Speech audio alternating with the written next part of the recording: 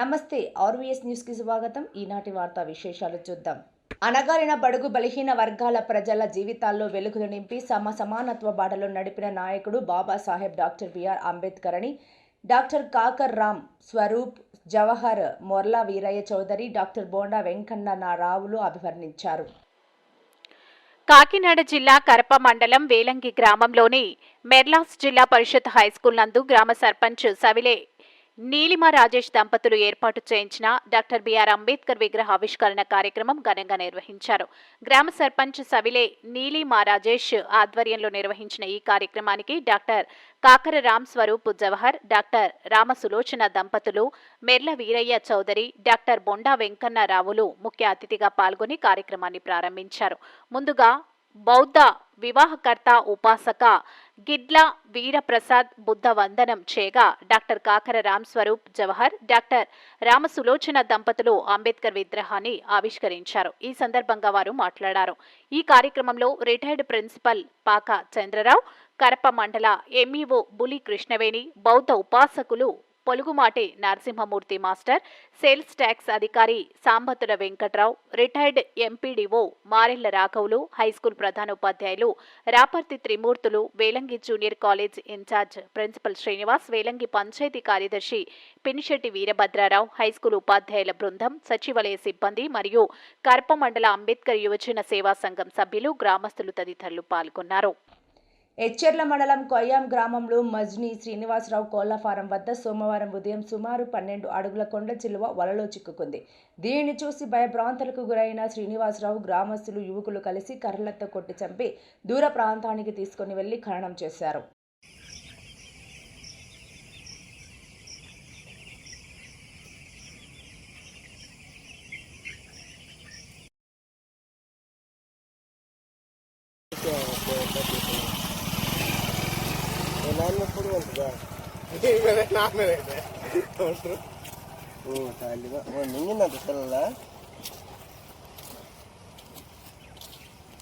ఆంధ్రప్రదేశ్ రాష్ట్రంలో ఐటీ రంగం రాబోయే 10 ఏళ్లలో కొత్త మలుపు తీసుకురాబోతోందని సీఎం చంద్రబాబు నాయుడు ధీమా వ్యక్తం చేశారు. ఐటీలో హైదరాబాద్ను అగ్రగామిగా మార్చామని గుర్తు చేశారు. ప్రపంచంలోనే ఎక్కువ సంపాదిస్తున్నది తెలుగువారే అని హర్షం వ్యక్తం చేశారు. పర్ క్యాపిటా ఇన్కంలో టాప్ తెలుగువారే ఉన్నారని స్పష్టం చేశారు. విశాఖలో నిర్వహించిన జాతీయ ఈ గవర్నెన్స్ సదస్సులో సీఎం పాల్గొన్నారు. ఈ సందర్భంగా ఆయన మీడియాతో మాట్లాడారు. Quantum Valley with artificial intelligence. That is the deadly combination. With quantum computing, that is another area we are working. I wanted to tell you here, next 10 years are very crucial and also very inspiring. The world is changing faster than before. Artificial intelligence, machine learning, blockchain, quantum computing, redefining how government think and act. We have intensively used core technologies to expand capacity building, e-files, e-cabinet systems, e-office, so many things. We are moving in that direction. Predictive decision making, transparency and further readiness, these are all some of the examples. I wanted to inform all of you, we are inspiring time. Historical data is available with every government, every department. Artificial intelligence is available. Then decision making may be more accurate, more data is there. Real-time data we can collect real-time by using satellite, by using drone, CCTV camera, Internet of Things, wearables, and also sensors. If you collect all the information, historical data is available. By applying artificial intelligence, you can imagine decision making 90 to 95, 99% accuracy. You can communicate real time to the last mile with WhatsApp. What is the problem? Only just execution. That is where I am saying we are very fortunate. I used to think earlier that is 95. One is language.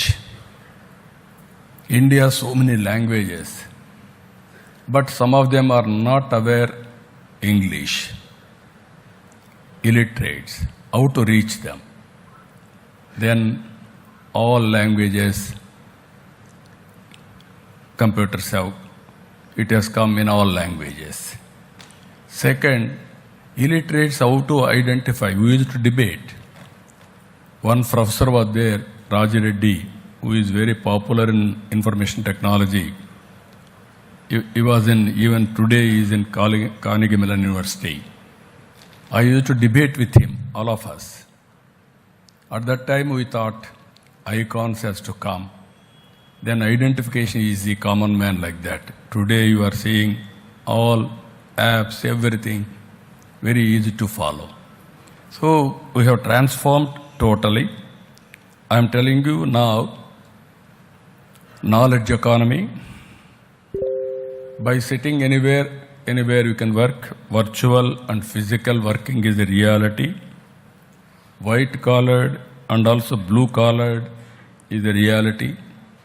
And also flexible working hours have come. Overization of services have come. I need not work particular hours. Whenever I am having a time, I can work. Whenever they need work, they demand services, that type of things have come. Productivity enhancement has come because of all these things. Cost has been reduced and comfort has come for everybody. This is where globally technology is going to play a very crucial role. I wanted to tell you here we are going next level, not only in government. This is Ratan Tata Innovation Hub. There I wanted to create every family, one entrepreneur is my goal. Earlier I used to say one family, one IT professional. Today my slogan is one family, one entrepreneur. There we are working in a big way through knowledge economy also. Knowledge economy, so many solutions you can bring it. Ratan Tata Innovation Hub and 5-spoke models we are creating. There, how to promote MSMEs, in knowledge economy, we are working in a big way. That will have tremendous impact in Andhra Pradesh, and also it will create, I'm telling you, future will be different. Only India can provide services to the global community. Some of the countries, because of aging problem, they are having technology, they don't have people to handle technology. ఏపీలో world class లైబ్రరీని ఏర్పాటు చేస్తామని మంత్రి నారా లోకేష్ అన్నారు. అన్ని లైబ్రరీలను అనుసంధానం చేస్తూ యాప్ను అభివృద్ధి చేస్తామని అన్నారు. ఏపీ అసెంబ్లీ సమావేశాలు 3వ రోజు కొనసాగుతున్నాయి. ఈ రోజు వ్యవసాయ రంగంతో పాటు పలు కీలక అంశాలపై చర్చ జరుగుతుంది. ఈ సందర్భంగా రాష్ట్రంలో గ్రంథాలయాల అభివృద్ధిపై శాసనసభ్యులు మండలి బుద్ధా ప్రసాద్ ప్రశ్నించారు. ఈ విషయంపై మంత్రి నారా లోకేష్ స్పందించారు. సెంట్రల్ లైబ్రరీ గురించి కూడా ఎమ్మెల్యే మండలి బుద్ధా ప్రసాద్ మాట్లాడిన విషయాన్ని పేర్కొన్నారు. స్పీకర్ కోరినట్టు వరల్డ్ క్లాస్ లైబ్రరీ ఉండాలని అన్నారు. కేవలం మౌలిక వస్తువులు మాత్రమే కాకుండా మాన్యుస్క్రిప్ట్స్ను కూడా డెవలప్ చేయాలన్నారు. ఏపీలో లైబ్రరీల కోసం శోభా డెవలపర్స్ 100 కోట్లు ఇచ్చారన్నారు. అనేక గ్రేడ్ జిల్లా లైబ్రరీలు ఉన్నాయన్నారు. అయితే నేటి నుంచి 24 నెలలు టార్గెట్ పెట్టుకుని సెంట్రల్ లైబ్రరీని ప్రారంభిద్దామని తెలిపారు. ఆయా లైబ్రరీల్లో మినిమం బుక్స్ అన్నీ ఉండేలా చూస్తామని హామీ ఇచ్చారు. అన్ని లైబ్రరీలు ఇంటిగ్రేట్ చేసి ఒక యాప్ ద్వారా వివరాలు ఇంట్లోనే కూర్చొని తెలుసుకునేలా చర్యలు తీసుకుంటామని అన్నారు. వన్ నేషన్ వన్ సబ్స్క్రిప్షన్ అనేది తీసుకొచ్చారు అధ్యక్ష. ఇది ప్రధానంగా యూనివర్సిటీస్కే పెట్టారు. కేంద్ర మంత్రితో నేను చర్చించి ఇది తప్పనిసరిగా పంచాయతీ లెవెల్ వరకు తీసుకెళ్ళి, ఇన్ఫాక్ట్ పొద్దునే డిస్కషన్ వార్డ్ GSWS గ్రామ సచివాలయం, వార్డ్ సచివాలయాలు ఉన్నాయి కనుక ఇన్ఫ్రాస్ట్రక్చర్ కొంతవరకు ఏర్పడింది, కానీ అక్కడ ఒక reading room, digital reading room ఏర్పాటు చేసి ఈ వన్ నేషన్ వన్ సబ్స్క్రిప్షన్ అనేది ఆ స్థాయికి తీసుకెళ్తే చాలా మార్పు వస్తుందని బలంగా నమ్మాము. అది కూడా చేస్తామని గౌరవ సభ్యులు తెలియజేస్తున్న అధ్యక్ష. అదేవిధంగా జిల్లా గ్రంథాలయాలు ఇప్పుడు 13 ఉన్నాయి అధ్యక్ష, కానీ రాష్ట్రంలో 26 జిల్లాలు ఏర్పడినాయి. అది ఫైనాన్స్లోనే త్వరితగతిగా క్లియరెన్స్ తీసుకుని ఆ 26 జిల్లా గ్రంథాలయాలు కూడా బైఫర్కేషన్ ద్వారా ఏర్పాటు చేస్తామని గౌరవ సభ్యులకి తెలియజేస్తున్న అధ్యక్ష. ఇది దీంతో పాటు సెస్ గురించి గౌరవ సభ్యులు కూడా అడిగారు అధ్యక్ష. ఒకసారి కానీ సెస్ చూస్తే 22-23లో సుమారుగా 40% వచ్చింది, 23-24లో ఒక 45% వచ్చింది అధ్యక్ష. ఇప్పుడు ఒక 52% వరకు రెమిటెన్సెస్ జరిగినాయి అధ్యక్ష. వాస్తవంగా పెద్దలందరూ చెప్పినట్లు సెస్ మాకు రావట్లేదు. గౌరవ ఉప ముఖ్యమంత్రి గారు కౌన్సిల్లో ఉన్నారు, ఎంఈడి మినిస్టర్ గారు కూడా కౌన్సిల్లో ఉన్నారు అధ్యక్ష. నేను వాళ్ళిద్దరితో మాట్లాడతాను, చేసుకుని తప్పనిసరిగా సెస్ అనేది డైరెక్ట్గా గ్రంథాలయాల అకౌంట్లో వేయాలనేది ఆల్రెడీ లెటర్స్ రాసాను, పర్సనల్గా ఫాలోఅప్ చేస్తాం అధ్యక్ష. అంతేకాకుండా అధ్యక్ష, ఇతర సభ్యులు అడిగారు పోస్ట్ గురించి, సుందరారెడ్డి గారు అడిగారు అధ్యక్ష. దాని వివరాలు నా దగ్గర రెడీగా లేవు, అది గౌరవ సభ్యురాలకి నేను సెపరేట్గా పంపిస్తానని తెలియజేస్తున్నాను అధ్యక్ష.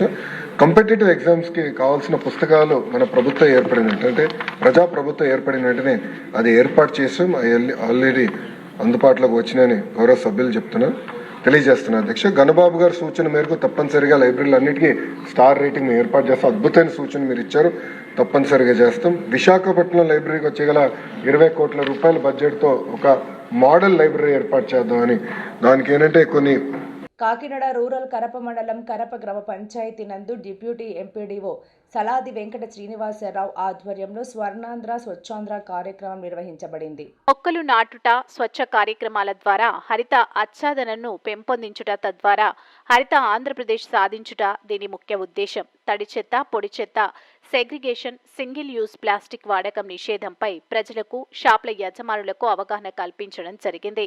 Green AP promote green cover through operate station అనే నినాదంతో ప్రతిజ్ఞ చేసి ర్యాలీ నిర్వహించడం జరిగింది. అనంతరం మొక్కలు నాటారు. ఈ కార్యక్రమంలో పంచాయతీ కార్యదర్శి యు నిర్మలాదేవి, జనసేన రాష్ట్ర కార్యదర్శి బోగిరెడ్డి గంగాధర్, సచివాలయ సిబ్బంది, అంగన్వాడీ సిబ్బంది, ఆశా వర్కర్లు, డ్వాక్రా యానిమేటర్లు పాల్గొన్నారు. కాకినాడ జిల్లా కిర్లంపూడిలో దేశ ప్రధాని మోదీ 75వ జన్మదినం పురస్కరించుకుని సెప్టెంబర్ 17 నుంచి అక్టోబర్ 2వ తేదీ వరకు పక్షోత్సవాల సందర్భంగా ఆదివారం మండల కేంద్రమైన కిర్లంపూడిలో బీజేపీ మండల అధ్యక్షుడు శరకణం రాజాబాబు ఆధ్వర్యంలో కాకినాడ జిల్లా అధ్యక్షులు బిక్కిన విశ్వేశ్వరరావు ఆదేశాల మేరకు బీజేపీ శ్రేణులతో కలిసి కిర్లంపూడిలో ప్రధాన రోడ్లు శుభ్రపరిచి బ్లీచింగ్ చెల్లి మొక్కలు నాటే కార్యక్రమం చేపట్టారు. ఈ కార్యక్రమంలో కాకినాడ జిల్లా ప్రధాన కార్యదర్శి, జగ్గంపేట నియోజకవర్గ incharge Datla Krishnavarma, senior BJP నాయకులు తోట సర్వారాయుడు, సింగిల్ దేవ్, సత్యరాజు ముఖ్య అతిథులుగా స్వచ్ఛ భారత్ కార్యక్రమం నిర్వహించారు. అనంతరం కిర్లంపూడి మండలం బీజేపీ అధ్యక్షులు శరకణం రాజాబాబు మాట్లాడుతూ, ప్రధాని నరేంద్ర మోడీ గ్రామాల్లో స్వచ్ఛ భారత్ కార్యక్రమాలు చేపట్టడం, మొక్కలు నాటడం, ఆరోగ్య శిబిరాల ద్వారా మొదలైన కార్యక్రమాలు నిర్వహించి మన భారతదేశాన్ని ప్రపంచంలోనే గొప్ప దేశంగా చేస్తున్న యుగ పురుషుడు మన నరేంద్ర మోడీ భారతదేశంలో జన్మించడం మన అదృష్టంగా భావించాలని అన్నారు. ఈ కార్యక్రమంలో గోనెడ ఎంపీటీసీ మెంబర్ బీజేపీ నాయకులు అల్లు శివరామకృష్ణ, కిర్లంపూడి పంచాయతీ మాజీ వైస్ ప్రెసిడెంట్ తోట గోపి, మండల ప్రధాన కార్యదర్శులు ఐవివి సత్యనారాయణ మూర్తి, కంఠ కాశీ విశ్వనాథం, పూర్వ అధ్యక్షులు ఎడాలి రాంబాబు, ఉపాధ్యక్షులు బుద్ధా పెద్దకాపు, బాలిన వెంకటేశ్వరరావు, కోనేటి శ్రీనివాసరావు, భువనగిరి కాశీ విశ్వనాథం, దొడ్డ అప్పారావు, జ్యోతుల దుర్గాప్రసాద్, కార్యదర్శులు మారిశెట్టి త్రిమూర్తులు, పెంటకోట సత్యనారాయణ, పెండ్యాల నాగేశ్వరరావు, బొడ్డేటి చిన్నబ్బాయి, శరకణం కన్నారావు, ఏనుగుపల్లి జనబాబు, జగ్గంపేట మండల అధ్యక్షుడు పల్లా రాము, బీజేపీ నాయకులు, కార్యకర్తలు పెద్ద సంఖ్యలో పాల్గొన్నారు. రెడ్యూస్ అంటే అసలు వాడకాన్ని మనం తగ్గించుకోవాలి. ఒకవేళ వాడినప్పటికీ ఎలాంటి వాడాలి, మళ్ళీ రీయూజ్ చేసుకునేలాంటివి వాడాలి. అవి కూడా రీసైక్లబుల్ ఐటమ్స్ని మనం అవసరమైతే వాటిని రీసైకిల్ చేసేటువంటి ఐటమ్స్ పుట్టులారిని బాగా ఎంకరేజ్ చేయాలి. రెడ్యూస్ అంటే మన గవర్నమెంట్ ఒక నిబంధన పెట్టింది, 50 బాగా గుర్తుపెట్టుకోండి, 50 మైక్రాన్ల మందం కంటే తక్కువ ఉండి కవర్స్ కానీ ఆ వస్తువులు ప్లాస్టిక్ వస్తువులు కానీ ఉపయోగించకూడదు. ప్రభుత్వం జీవో 80 ప్రకారం నిషేధించింది. అయినా బయట దొరుకుతున్నాయంటే చాలామంది అంటారు బయట మరి ఉత్పత్తి మాన్పించేది కదా అంటారు. ఉత్పత్తి చాలా రకాలుగా మాఫియా ఉంటుంది. దానికి కొంతమంది దొంగచాటుగా కుటీర పరిశ్రమల్లో తయారు చేసేస్తూ ఉంటారు. గట్టిగా యాక్షన్ తీసుకుంటే వాళ్ళు రోడ్డును పడతారు. అలా కాకుండా మనం వాడకం తగ్గించేస్తే ఆటోమేటిక్గా వాళ్ళు తగ్గిపోతారు. ఆ విధమైన అప్రోచ్ మనం ఫాలో అవ్వడం. పైగా ఈ ప్లాస్టిక్ వల్ల మనకి గ్యాస్ట్రిక్ క్యాన్సర్, జీర్ణకోశ సంబంధమైన క్యాన్సర్లు వస్తున్నాయని చెప్పేసి నానో ప్లాస్టిక్ గ్రాన్యూల్స్ లోపలికి వెళ్ళిపోతాం. దానివల్ల ఆ విధంగా కూడా మనం చెప్పినట్టయితే పబ్లిక్ త్వరగా ఉండే అవకాశం. ఎందుకంటే వాటర్ తాగుతున్నాం, కొంతమంది కాఫీ టీలు కూడా తెచ్చుకుంటున్నారు. అన్ని కూరలు, రైస్, బిర్యానీ అన్నీ అందులో తెచ్చుకుంటారు. చికెన్, చట్నీలు, టిఫిన్ సెంటర్స్ అన్నీ కూడా ప్లాస్టిక్ కవర్ల మీద నడిపేస్తున్నారు. ఆ ప్లాస్టిక్ అలా ఉండిపోతుంది. కడప మీరు ఎంట్రన్స్లో ఎంత డంప్ ఉంటుందంటే ఇక్కడ ఉన్న జనాభా కంటే కూడా ఎక్కువ అంత ప్లాస్టిక్ మరి రాకూడదు. యాక్చువల్గా మరి ఇక్కడ అందరూ కలిపి నాయకులు అలాగే పంచాయతీ అందరూ కలిపి గట్టిగా తీర్మానం చేసి దాన్ని కంట్రోల్ చేస్తే అవుతుంది. అదర్వైజ్ ఒక అధికారి వల్ల లేకపోతే ఒక నాయకుడి వల్ల, సర్పంచ్ గారి వల్ల, లేకపోతే గంగాధర్ గారి వల్ల అవ్వదు. అందరూ టీం వర్క్ చేసి దాన్ని ఓకే. మరి ఎండ బాగా. నమస్తే అండి, మీడియా మిత్రులందరికీ కూడా నమస్కారాలు. నా పేరు దాట్ల కృష్ణవర్మ, కాకినాడ పార్లమెంట్ జిల్లా ప్రధాన కార్యదర్శిని బీజేపీకి. ఈవేళ కిల్లంపూడి మండలం కిల్లంపూడిలో నరేంద్ర మోడీ గారి యొక్క జన్మదినోత్సవాన్ని పురస్కరించుకొని 15 రోజులు సేవా పక్షోత్సవాలు నిర్వహించడంలో భాగంగా మోడీ గారు ఇచ్చిన పిలుపు మేరకు దేశవ్యాప్తంగా జరుగుతున్న వివిధ కార్యక్రమాల్లో భాగంగా మోడీ గారి యొక్క అత్యంత ఇష్టమైనది స్వచ్ఛ భారత్.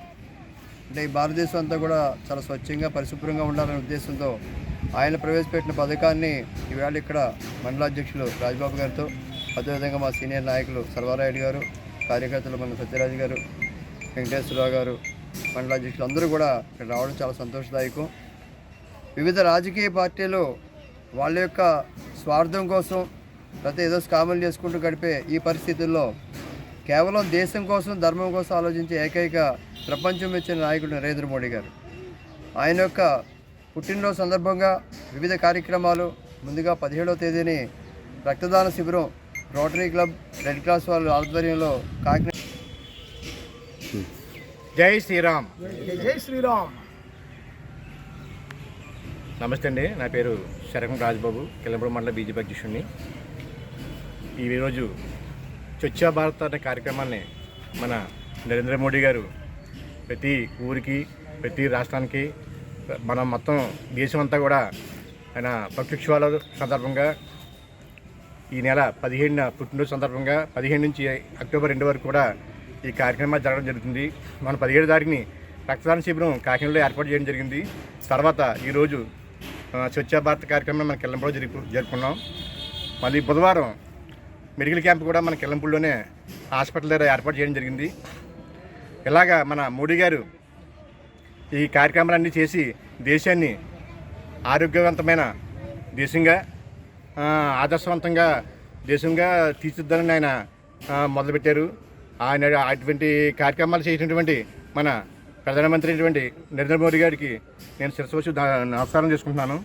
మరి ఈ కార్యక్రమానికి ముఖ్యంగా వరం గారు, మన కాకినాడ జిల్లా ప్రధాన కార్యదర్శి అయినటువంటి మన దాట్ల కృష్ణవరం గారు, మన సీనియర్ నాయకులు బీజేపీ నాయకులు తోట సర్వారాయుడు గారు, మన పచ్చిపాడు నియోజకవర్గ ఇన్ఛార్జి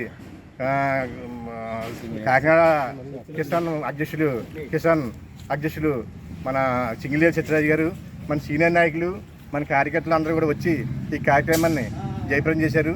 వాళ్ళందరూ కూడా నా ధన్యవాదములు. మరి ఇటువంటి కార్యక్రమాలు చేసినటువంటి మన మోడీ గారు మన దేశానికి యుగ పురుషులు లాంటి వాడు. అటువంటి ఆయన్ని మనందరూ కూడా ఆయురారోగ్యాలతో ఇంకా ఆయన చాలా సేవ చేయాలని కోరుకుంటూ ఇంతతో ముగిస్తున్నాం. భారత్ మాతా కీ నాయకత్వం, నరేంద్ర మోడీ గారి నాయకత్వం. జై భారత్, జై భారత్.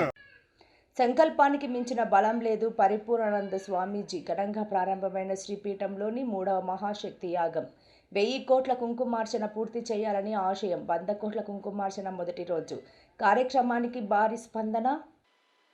అమ్మ అంటే ఎవరికి ఇష్టం ఉండదు? సకల సృష్టికి మూల కారణం ఆ తల్లి. ఎన్ని కష్టాలెదురైనా మనం సంకల్పం గొప్పవై ఉండాలి. అందుకే సంకల్పానికి మించిన బలం లేదు.